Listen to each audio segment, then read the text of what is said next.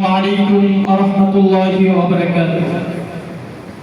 نحمده ونصلي على رسوله الكريم أما بعد وقد قال الله تعالى في كلامه المجيد فأعوذ بالله من الشيطان الرجيم بسم الله الرحمن الرحيم وقال إني ذاهب إلى ربي سيهدين وقال رسول الله صلى الله عليه وسلم أفضل الصيام بعد رمضان شهر الله المحرم أو كما قال عليه الصلاة والسلام ঐতিহ্যবাহী জামিয়া ইসলামিয়া তেজগাঁও ঢাকা মাদ্রাসা কর্তৃক আয়োজিত আজকের এই সিগন্যালের সম্মানিত সভাপতি সাহেব অভিজ্ঞ বিচারক মণ্ডলী উম্মতের দরদি রাহবার হাক্কানি উলামায়ে কেরাম বাংলার বিভিন্ন অঞ্চল থেকে হাদিস তলবা ছাত্র ভাইরা সকলকে জানাই আমার অন্তরের অন্তঃস্থল থেকে আন্তরিক মোবারকবাদ। মুহতারাম হাজিরিন, আপনারা সকলে অবগত আছেন জামিয়া আল ফালাহ ফাটাকের পক্ষ থেকে আসরকে কেন্দ্র করে শেখদের অন-ইসলামিক কর্মকাণ্ডের এই বিষয়কে নির্ধারণ করে দেওয়া হয়েছে। অন্য বিষয়ের উপর কিঞ্চিত আলোচনা করার ফায়সালা ওয়া মা তাওফীকি ইল্লা বিল্লাহ।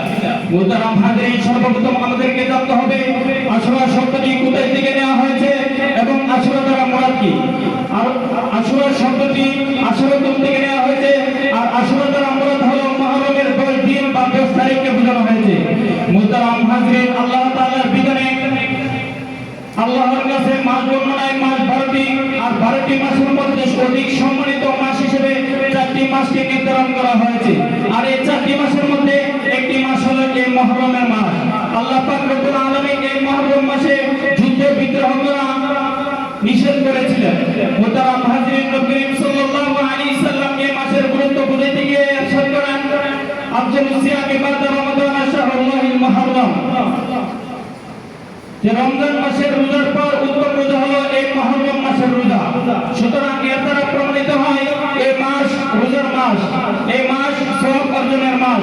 তাছাড়া নবী করিম সাল্লাল্লাহু আলাইহি সাল্লাম অনেক হাদিসের মধ্যে বলেন যে ব্যক্তি এই মাসের মধ্যে তার পরিবারের প্রতি করেছেন হাত প্রশস্ত করবে, আল্লাহ তাআলা সারা বছর তার রিজিক প্রশস্ত করে দিবেন।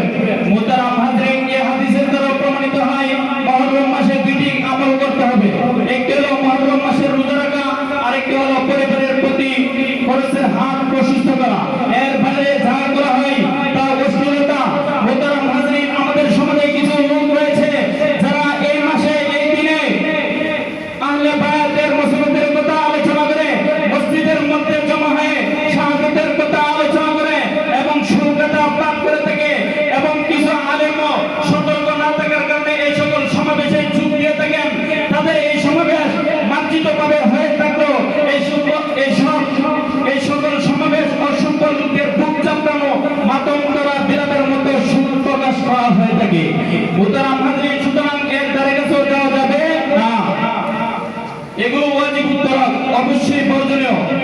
মুহতারাম হাজিরিন, শুধু তাই নাই, আমাদের সমাজে এমন কিছু লোক রয়েছে যারা এই মুহররম মাসের 10 দিন পর্যন্ত নিরামিষ খায় এবং ঢোল বাজনা বাজায় নাচানাচি করে শরীরে আঘাত করে। আমি তাদেরকে বলতে চাই, তোমরা এগুলো কোথায় পেয়েছো? কোরআন হাদিসের কোথাও পেয়েছো? তখন তারা উত্তর দেয় না, কোরআন হাদিসের কোথাও পাই নাই, বরং আমরা আমাদের বাপ দাদাদের অনুসরণ করি।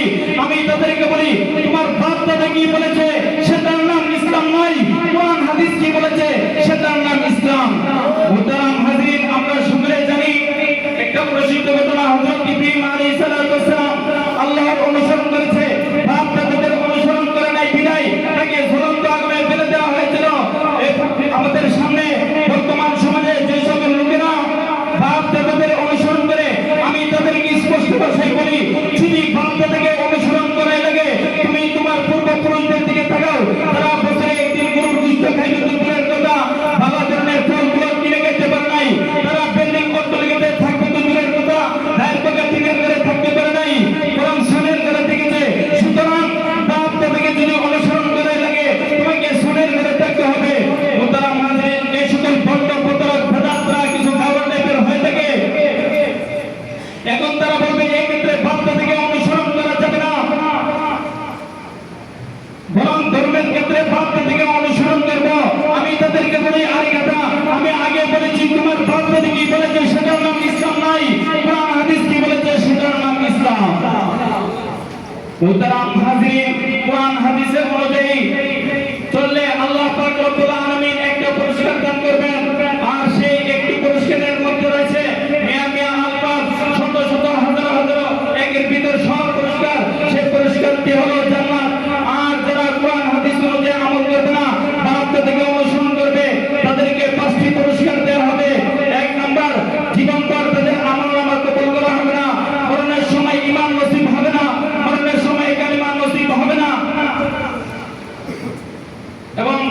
তাদেরকে কাল কিয়ামত দিবসে তাদের আমলনামা ডান হাতে দেওয়া হবে না, বরং তাদেরকে